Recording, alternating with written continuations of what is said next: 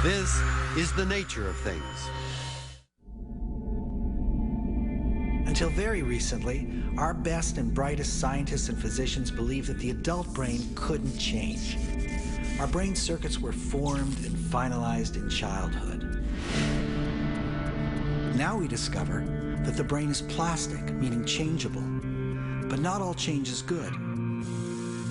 That changing brain can actually do us harm. Obsessive-compulsive disorder, post-traumatic stress disorder, and even schizophrenia. But the mind can harness the damaged brain's plasticity to change itself. And now we are finding new treatments for mental diseases and disorders once thought incurable. When you would tell people, hey, this is your brain sending you a false message, it would help them. We might actually change the whole course, the whole trajectory of someone's life.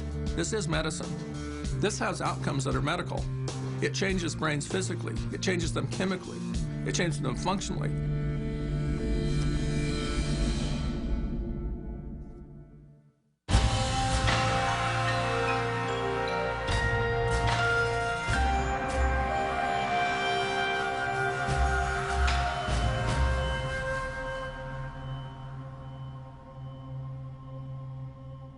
There's a lot that can go wrong inside your head. Phobias, panic attacks, schizophrenia destroy lives. But scientists now know that the brain can change. It has the amazing ability to reorganize itself throughout life, allowing us to treat mental disorders. My name is Dr. Norman Doidge, and I wrote a book called The Brain That Changes Itself. The discovery of neuroplasticity is the discovery that our brains can change their structure and function through mental experience alone. It signals the most important change in our understanding of the brain in 400 years, because for 400 years, we thought of the brain as though it were like a machine with parts, and that view of the machine-like brain gave rise to a neurological fatalism, because it meant people who were born with brain damage or who sustained brain damage as they developed were condemned to live with it, because machines do many glorious things, but they don't grow new parts, and they can't reorganize themselves.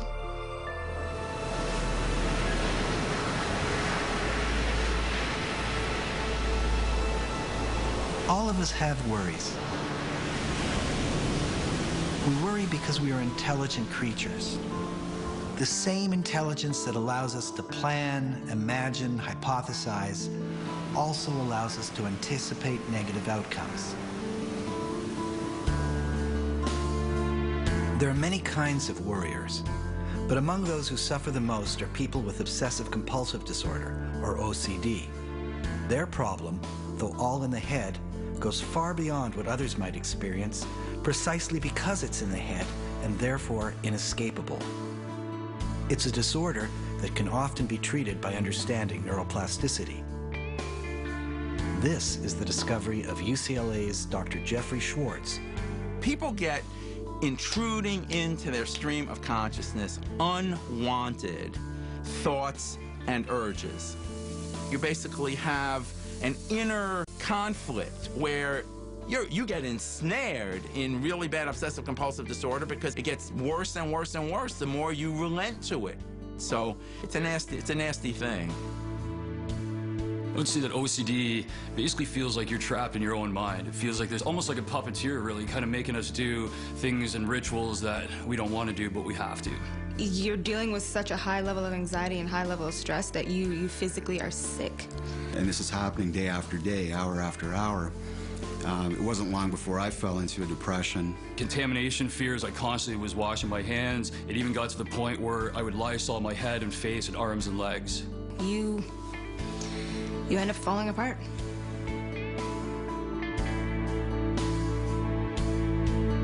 I always felt guilty, which is part of my OCD, my feeling that I'm always doing something, sinful.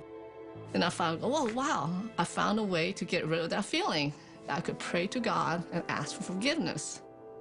I would pray throughout the day, even though, like, when I'm taking care of the kids, or I'm cooking, or I'm changing their diaper, I would say, oh, forgive me for this. And I would kept praying for the same thing over and over again. But when I pray, I didn't felt like I was forgiven. That guilty feeling never left me.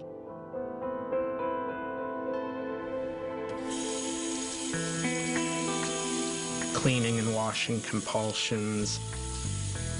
When I first was starting to get those incredibly uncomfortable, anxious feelings and not knowing why, those were really difficult times where I was very low. I feel like I'm trapped and locked into this, and like I have to do this even though I don't want to. While I'm seeing people around me that aren't having to do this, what the hell is going on with me? There's a worry circuit in the brain, and when we worry, three things usually happen. First, a part of our brain behind our forehead detects the mistake, and it sends a signal to another part of the brain called the anterior cingulate. The anterior cingulate makes you anxious about the mistake, so you'll stay focused on it until you've corrected. And finally, once you have corrected it, a third part of the brain called the caudate functions like a mental gear shift and shifts you on to the next thing. But in people with OCD, that mental gear shift is very sticky. It stays stuck, so they try to correct the mistake again and again. Each time they correct the mistake, their anxiety drops very briefly. Because neurons that fire together wire together, they get the idea that to lower anxiety, they should keep correcting the mistake.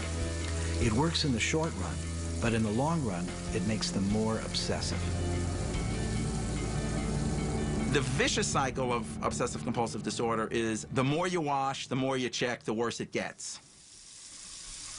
This makes a lot of plastic sense, because the more time he spends thinking about germs, the more he inadvertently wires the connection between germs and danger into his brain, rather than strengthening the thing he has to strengthen, which is that mental gear shift.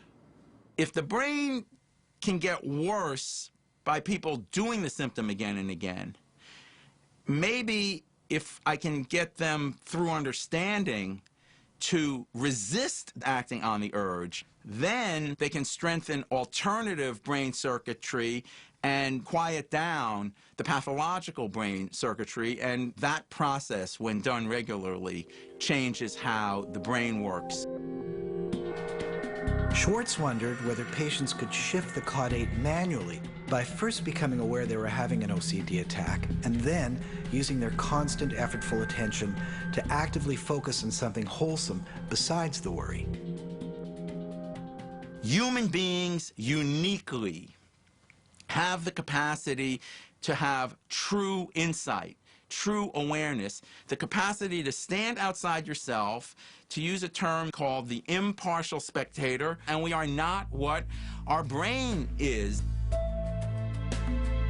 This ability to develop a third-party awareness is difficult to master, but the key to Schwartz's treatment. The impartial spectator tells me it's not real. This is just a brain hiccuping, the brain doing what brain does. But I always knew there was almost like a part of me, like a different me, that was sort of, you know, inside saying like, this is irrational. This is, you know, is a disorder.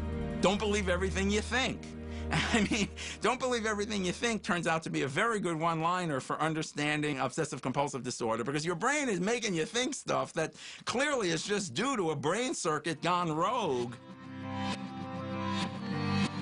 The therapy devised by Schwartz draws on ancient Buddhist teachings about mindfulness. Schwartz's treatment is divided into 4 steps to harness the plastic properties of the brain to work for the sufferer, not against him. The first step is for a person having an OCD attack to step back and mindfully relabel what's happening to him, so that he realizes that what he's experiencing is not a dangerous attack of germs, but an attack of OCD. When I get an obsessive thought and a compulsive urge, that I can, you know, step 1, I can relabel it as such. Call it OCD. Don't say, I have an urge to wash my hands. Say, OCD is causing me to feel like I have to wash my hands. The next step is to reattribute those thoughts and urges to the pathological brain circuitry and to remember how brain lock occurs in the three parts of the brain. So you reattribute the fear to something your brain is doing. The third step is to refocus, to manually turn one's attention away from the pathological thoughts and urges onto a constructive, wholesome behavior. Whatever is bothering me, I go and do something else. That's where the neuroplasticity comes in, because when you're using your brain now in a constructive way and focusing your attention in a constructive way, you stabilize alternative brain circuitry. The final step occurs as you notice that your obsessions and compulsions are beginning to fade, and you revalue them, realizing they are worthless distractions to be ignored. When you do that regularly, you really do start changing your brain. Now when you get the urge to wash, the urge to check, you no longer go, that's me. You go, oh, I know what that is. That's OCD. And now your brain is working with you instead of against you. When Schwartz and his team scanned the brains of their improved patients, they found that the firing of the sticky gear shift had normalized. The brain had changed its structure in response to thought.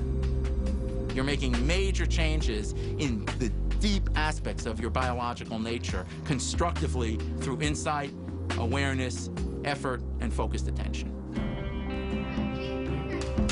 The OCD is kind of under my control. I feel like, wow, this is something that everybody should know. If I could go on a mountaintop and shout how great it is, I would do it. I feel like mindfulness is the way to peace inside of you. My hands, they used to, from all the washing, they used to bleed. They used to crack at the knuckles. They used to hurt. My hands are sort of a small, like, physical testament to where I am today. The ideas that Dr. Schwartz has exposed me to, I'm eternally grateful, because they've allowed me to shape my own brain and shape the outcome of my disorder in my life. Self-directed neuroplasticity is a real thing. You can use it to help you with your suffering. But there are many kinds of suffering, and new advancements in neuroplasticity can rescue us from the horrendous memories that would haunt anyone.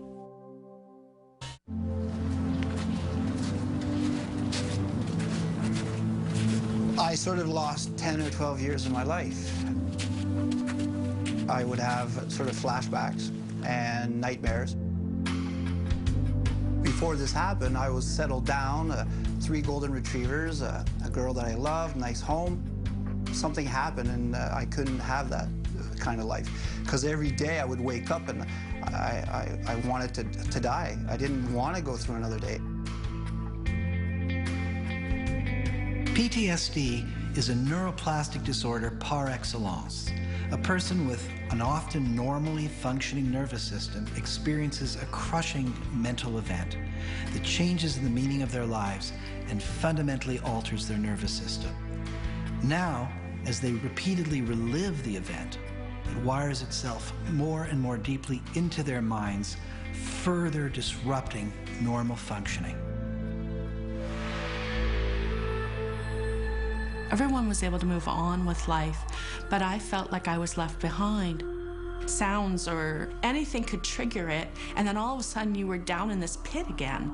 The sound of a dog barking, the sound of kids screaming, it would just send me right back. The Rottweiler grabbed the back of my leg and started whipping me around like I was a rag doll. I could see my son trying to get out of his stroller, and it caught the attention of the dog, and the dog turned and lunged at the baby's head. I came home from work that day and found my brother hanging in our front hallway. It's never going to be something that I'll be able to forget. The fact that our brains are plastic also makes them vulnerable and allows trauma to alter them and create post-traumatic stress disorder, or PTSD. But Elaine Brunet, a clinical psychologist at McGill University, has found a way to use this same neuroplasticity to cure patients of this debilitating disorder. The sad truth is that every day people are exposed to trauma and are at risk of developing post-traumatic stress disorder. Rape victims, child abuse, car accident victims, and you are changed by your experience and you're never going to be the same again. Never. We have developed a new treatment for PTSD, and this new treatment could change the way psychologists and mental health professionals treat people. During the course of experiencing a trauma, a person and even the brain is so overwhelmed that they cannot properly file away the thoughts, feelings, and perceptions that are happening into memory. And thus, they keep emerging over and over again as though they're happening in the present. It's like you're in hell and there's no escape. It's living with a bad memory, and the bad memory is so vivid that you're reliving it many times a day. I would really get sick. The sweating, the shaking, the feeling like I just wanted to hide in a closet somewhere in the dark so nobody could even know that I existed. What is required for the treatment to work is that the memory needs to be brought back. Researchers have found that each time any mental event is brought to conscious awareness, there's a moment of heightened plasticity in its circuit. This provides an opportunity to alter that circuit and its connections, and in the case of trauma, file those mental events in their proper place in the past. So in the treatment that we have developed, we have people think of their traumatic event under the influence of a medication. Propranolol dampens this emotional memory.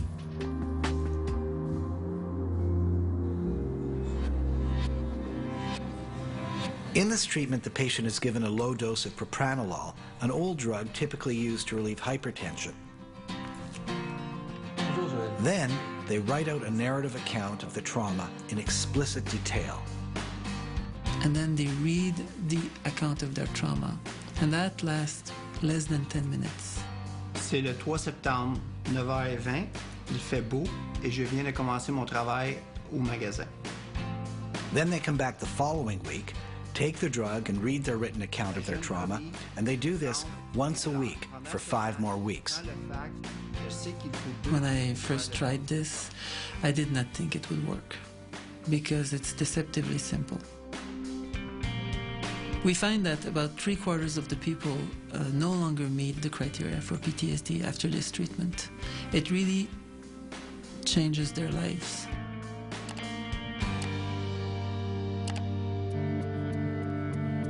While working with Alain, when I wrote down what had happened to me, I found out I still had that rage. That night, I remember coming home, having nightmares again, major, and I was going, what am I getting into? And after each session, I had to read the whole story, and it was always difficult for me. La jeune commis vient de rentrer et je lui dis de s'occuper des clients pendant que je prépare ma commande. Pendant ce temps, le gars qui avait l'air nerveux me dit, "Get in the back store and open the fucking safe." We walk to the back, towards the safe, and he has the gun on my head and back. La jeune commis arrive avec l'autre gars.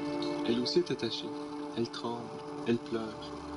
Encore une fois, il vous met le gun sur votre tête et vous demande « Where is the fucking key? » Je suis certain, comme je suis un témoin, qu'il va revenir et me tuer. Mon cœur bat très vite. When I was 12, I had to have my tonsils taken out. So I was alone in the hospital. When I walked into this doctor's office, the first thing I noticed was that the walls were padded, and then he closed the door, locked it, and put the key in his pocket, and I thought, oh my God. When he started touching me, I knew that I was just caught in a trap, and that he would do whatever he wanted to do with me. When you're 12 years old and you have no idea that a man can hurt you in this way, and it was especially degrading and extremely humiliating.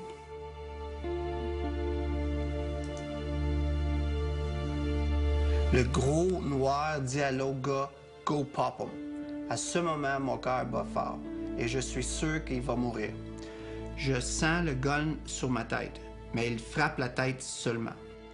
Je tombe par terre et je joue le mort. I think it was the 5th week. I had to read the story again, and then while reading it, all of a sudden, there was a sort of I didn't have any attachment to it. It was like reading a book. It was violent, but it wasn't me.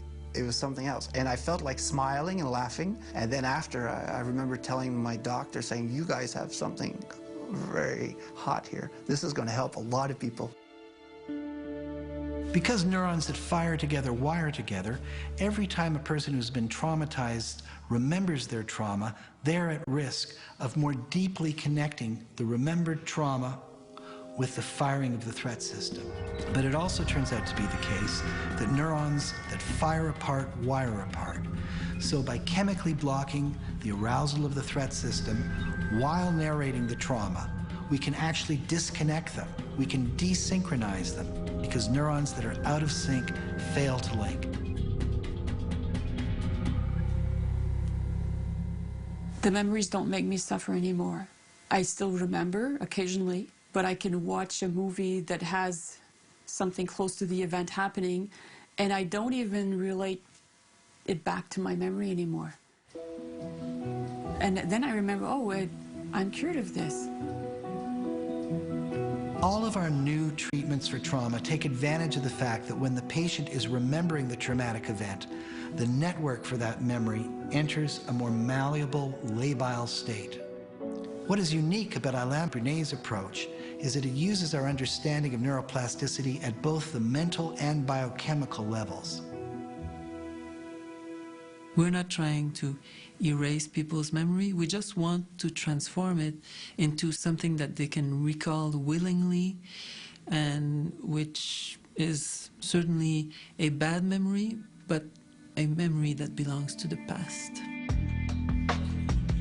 You still remember everything. It's just that you don't remember them very often anymore, and it doesn't hurt you anymore. So you can just go on with life. It's a bad memory, just like everybody has bad memories, and it's not a trauma anymore. Some of my dear friends that have known me for years, they said, oh, the old Joel is back. I have ambition, I have a drive to live again, and I appreciate things. And it could be just simple emotions, falling in love again, and wow, that's fun. I'd miss that.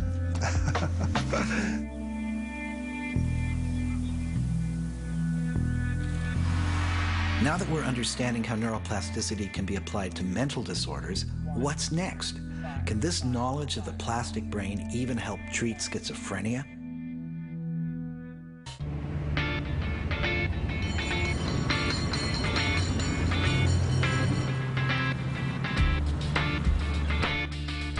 Sofia Vinogradov has spent her career researching schizophrenia, an illness in which the sufferer often can't distinguish what is real from what is not. It's fascinating because it's a window into how the brain operates. It helps you think about, what is memory, what makes us human. I mean, all these are very, very cool questions. But I was getting increasingly frustrated by the fact that nothing in what I was doing was really actively supporting new ideas about how people could actually get better. But when she began to realize that the schizophrenic brain, though ill, is nonetheless neuroplastic, new treatment approaches opened up. If her current approach is right, and there are strong signs it is, we will be treating people with schizophrenia in a new way just a few years from now.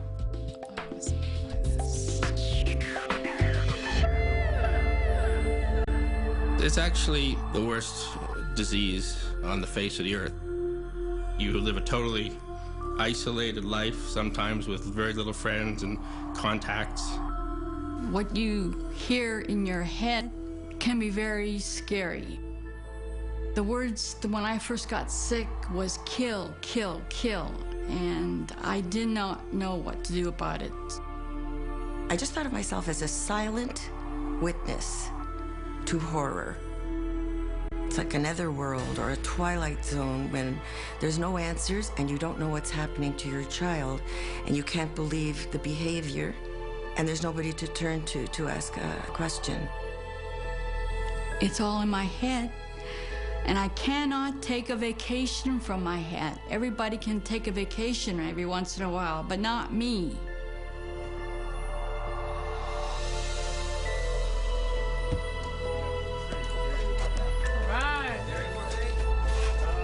Molly Hamaker runs a center just outside San Francisco that gives people with mental illness, including schizophrenia, a place to receive support and assistance while reintegrating themselves into society. When families hear the diagnosis, it's kind of like the cancer diagnosis for mental health. And I know this because when my own daughter became ill and then was diagnosed as having schizophrenia, we went through extraordinary grief. We felt that our daughter was basically snatched away from us. 6 years ago, Molly's daughter, Alita, started hearing voices. I remember it was strongly connected to the experience of doing yoga, and I thought my yoga teacher was sending me telepathic messages, and that was like the beginning of it. I was bombarded by voices all the time. It's just scary that I was so convinced the voices were the truth. They'd say things like, you are psychic, you have supernatural powers, and so that would kind of make me feel good. But they also told me some horrible things, like my whole family was infected with HIV. Some pretty disturbing things, actually. Here's a picture when I was psychotic. I don't think I was being honest about my voices. It was really the worst moment of my life as a mother. And it was like she was there but not there. People diagnosed with schizophrenia typically have a constellation of 3 different kinds of symptoms. The first kind are called the positive symptoms, and this includes hallucinations and delusions. Second, there are the negative symptoms, and these include apathy, an inability to express emotion, and a general lack of goal-directed behavior or action. And third, there are cognitive deficits, problems with memory, concentration, and even the organization of one's own thoughts. There's a range of cognitive impairments that we find in schizophrenia in many of the really key domains of functioning for the brain, and that can range from attention, the ability of the brain to focus and sustain attention. The signal is kind of being dispersed in ways that are not as crisp and integrated as one might wish. And so the brain, in a sense, is struggling with a lot of noise in the system. If the brain is having trouble with that is going to impair many aspects of day-to-day functioning. It's going to be much more difficult to simply learn and understand new information. Neuroplasticians had recently shown that it was possible to take children with learning disorders and develop brain exercises for them so that they could function at normal and even above normal levels. So it made good sense to see whether the same thing could be done with people with schizophrenia. Dr. Michael Merzenich is a neuroscientist who is a giant amongst neuroplasticians, particularly for his ability to take work in the lab out into the world at large to help people. Not only is your brain plastic, but the schizophrenic's brain is plastic. And that means that we have the potential to drive that brain in a corrective direction. His ideas were extremely fascinating. They were intriguing to me. I was eager to see how we could apply them. But there was a part of me that had a fairly healthy dose of skepticism because I was, again, operating from that model, a very nihilistic model, which is that this is a broken brain and it's irretrievably broken. And how are you possibly going to move it in more adaptive directions? What was going to move the brain in more adaptive directions was a simple-looking video game. Click on the hospital. Simple on the surface, but actually a highly sophisticated tool designed to stimulate the brain to repair its underperforming areas. 5, 2, 3, 3, 2. For instance, patients with schizophrenia typically have cognitive difficulties with verbal processing, difficulties recognizing words, encoding words, and retrieving words, all of which are necessary for us to manipulate information in working memory. That fundamental breakdown in keeping track and holding things in memory is something that we've known for a long time is to some extent improvable by forms of intensive training. A series of video games was designed to correct this and other deficits in the schizophrenic brain. Merzenich, working with a team of neuroscientists including Henry Monka, designed numerous exercises that are deceptively simple. So I'm going to show you an exercise called high or low. And this is an auditory exercise. It works on your hearing system, and it's designed to improve what we call speed of processing. So listen carefully. So those are two little sweeps of sound, and one of them went down and one of them went up. And I'm just going to tell the computer, well, the first one went down and the second one went up. Now, why is that important? Well, hearing quickly is important. If you're going to follow a pattern of speech in which there are many rapid sounds, you need to have a brain that can keep up with how fast those sounds come in. And if your brain doesn't keep up, you won't be able to follow the thread of a conversation. And that's, of course, exactly the kind of memory problems that people with schizophrenia suffer from. 4, 1. So in all of these exercises, they're designed to start off easy so that even a person with very strong impairments can do them, and then progressively and incrementally get more and more challenging so that you can drive a person to very high levels of performance. 3, 1, 4, 3. So now I'm going to show you an executive function exercise. 5, 1, 4. They're going to see a number of objects on the screen, and they're going to hear a number that's spoken. 1, 1, 2. People with a mental illness often have a hard time integrating that information, and they either stick with just what they see or just what they hear. We decided to begin a study to see if this approach would be effective. Really, at that point, I was interested, it was more feasibility than anything. Would people with schizophrenia come in and do this? And if they do this, does it work? 5, 3, 4, 4, 4, 2, 5, 1. The call went out for participants, and Molly's daughter, Alita, became one of them. The first time I went in there, I walked out and I was really upset to be there. I wasn't on medication, and I think the voices were telling me, you don't want to do this. Doing the video game, sometimes I didn't want to do it. I was kind of like, oh, I have to do this again. But I could sometimes sort of feel something in my brain happening a little bit, like I could feel a little more focused or a little bit from it. 4, 1, 4, 3, 5. The improvements were looking kind of maybe even more robust than I might have guessed. We have 12 patients who are assigned to the cognitive training. And Amazingly, those getting the treatment showed increases in cognitive processing speed, verbal language skills, and verbal retention. In these frontal regions, after these, we found that their improvement in that kind of a task had improved to the point that it really probably would start to be somewhat meaningful in terms of day-to-day life. Brain imaging also showed that the participants' brains were changing, beginning to look less like schizophrenic brains and more like the brains of people without mental illness. After training, they're able to recruit the same region that the healthy controls are able to recruit. Yeah, that's some very cool results. Yeah, it is. It's certainly very cool. It's evidence of neuroplasticity. Good to see you. When I think of Alita now, I think of her as recovered.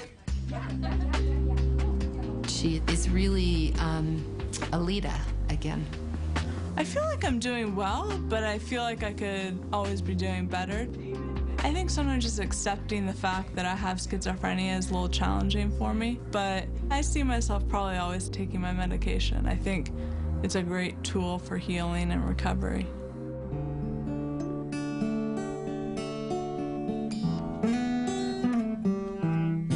The idea that a computer game can actually defeat some symptoms of schizophrenia might seem implausible to anyone raised in a pre-neuroplastic era.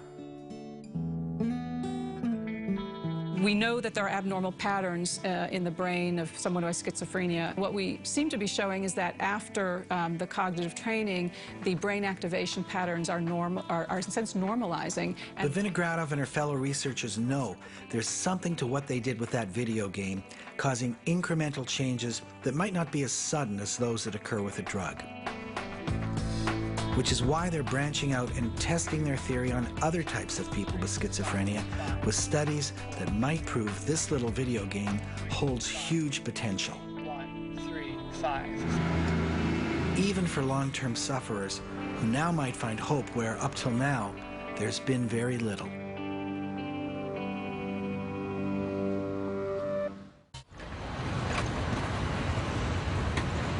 When severe mental illness goes untreated, the sad results are often seen in any downtown area in any large city around the world. Sofia Vinogradov is running a study in downtown San Francisco. The purpose is to see what effect the neuroplastic treatment has on those who've been living with schizophrenia for a very long time, the chronic sufferers. People with schizophrenia frequently have cognitive problem-solving difficulties that make it difficult to hold a job, maintain a relationship, or function in everyday life. So a cognitive intervention that improves problem-solving skills is a major advance for schizophrenic patients. Charles Stackhouse was diagnosed with schizophrenia 41 years ago. Do you still hear voices? Yeah, all the time, yeah. What do the voices say to you now? Well, it's like more like whispers now, you know, and I ignore them because I have some really good medication that helps me to relax with it, you know. Have you heard voices today? Oh yeah, all the time, yeah. So the notion is we're going to deliver the cognitive training, so hopefully we're getting the brain to be better and better at thinking and learning, and now we're going to have people who are getting that training also get a set of skills and support to go back to work. It takes a lot of effort, you know, to really apply myself. If I'm successful, you know, I feel successful when I come in and do these programs. In yet another study, using the same concepts, Vinogradov is seeing what effect the software training has on social abilities, an ever-present deficit in those with schizophrenia. We're developing some more sets of exercises that are going to target areas we have not yet targeted, in this case social cognition, so the ability to process information that is related to really being able to read expressions on people's faces, understand nuances in the voice and so on. So it's going to be a very real-world test. What do you feel that you've gained from the training? I feel like I'm waking up.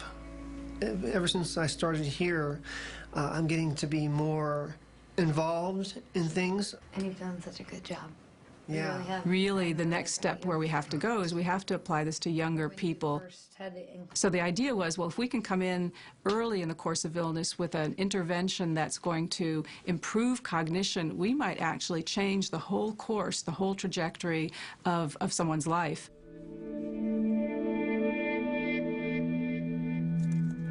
Hallie Farwood is 21 years old. She doesn't have schizophrenia, but has displayed some early warning symptoms. I was in high school and I was really depressed and hospitalized for a little while. A couple of years ago, Hallie began having the occasional delusion.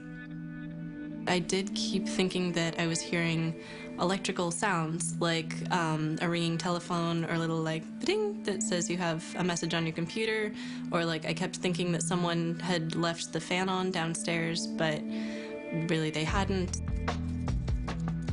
Hallie was exactly the type of person Sofia Vinogradov was looking for. Because these are such precious subjects, we're having them go through. Vinogradov and her researchers are, among others, racing to identify and treat people who don't have schizophrenia now, but who are already experiencing symptoms that often evolve into the illness. So they might not have full-blown hallucinations, but from time to time maybe they're starting to have unusual beliefs or interests in things which are a little bit on the edge of unusual, but they're not frankly delusional. So what we're doing is trying to target that year or two before the full illness onset. The hypothesis is that the cognitive training will improve people's attention, memory, and then potentially that it may even prevent the onset of full psychosis. I remember the program being somewhat monotonous. As there being any benefit, I don't think it really had any particular effect on me. I still have a terribly vivid imagination. Neuroplastic interventions are based on exercising the brain. So like all exercise, they're incremental and change takes place over time. Sometimes it's even imperceptible to the patient as it's occurring, but the changes do show up on tests that the patients do. One of our unexpected findings was with a measure that was actually from the blood called BDNF. BDNF is brain-derived neurotrophic factor, and it's a compound that is found in the brain. It can be thought of as the brain's fertilizer. People with schizophrenia typically have lower than normal BDNF levels, but astonishingly, after 10 weeks of receiving the computer training, their BDNF increased to normal. And so this was some really interesting evidence that something was changing biologically in the systems of people who got the cognitive training, and this something had to do or shared some relationship with this interesting molecule called BDNF. This is medicine. This has outcomes that are medical. It changes brains physically. It changes them chemically. It changes them functionally. In fact, it changes them on a broader scale because we're driving these complex natural processes than does any pill that you can take. What Vinogradov hopes for is the development of a new approach to dealing with schizophrenia.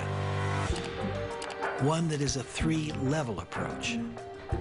Medications will be one piece of that, but some form of cognitive enhancement or cognitive training is going to be a second piece. And I'm hopeful that the work we've been doing is setting the stages for that kind of treatment. Then, of course, the third area is to take that brain, which is now functioning in a much more efficient, better fashion, and let the person learn the skills, the work skills, the social skills that they need to establish the recovery that is going to be meaningful for them. So I really see treatment as being this 3-pronged approach.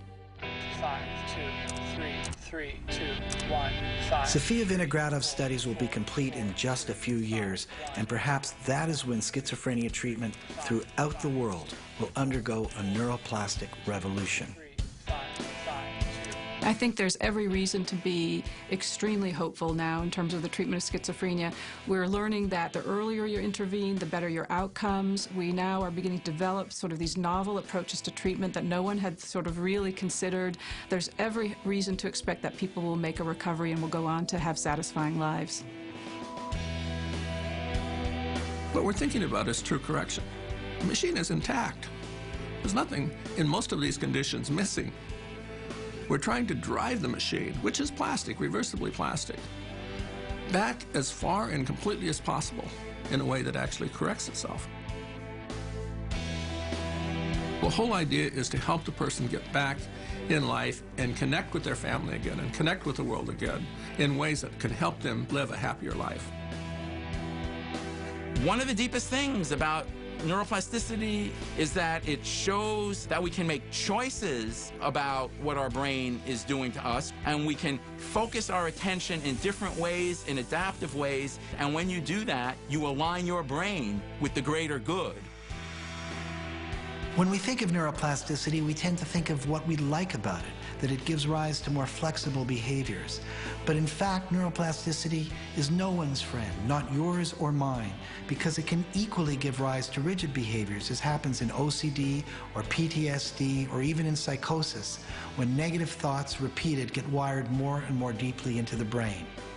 But while neuroplasticity is not our friend, understanding it is, and it's that understanding that's allowing us, in many cases now, to reverse the course of illnesses that we thought were intractable.